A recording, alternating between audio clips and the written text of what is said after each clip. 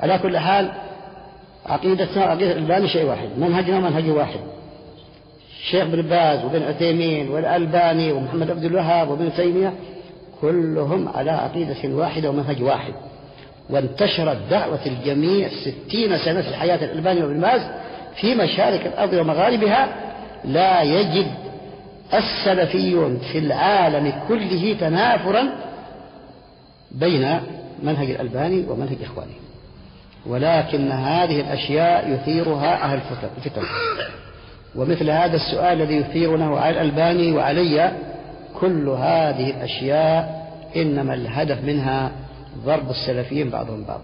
لو بلغت الألباني هذه ما هزته أبدا، وبلغت تلاميذه ولم تهزهم، وهؤلاء الذين يرددونها أنا أعتقدهم أعداء الألباني وأعداء منهجه، ولا يريد من ذلك الفتنة.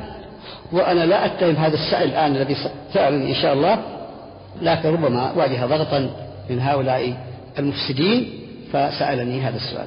نعم.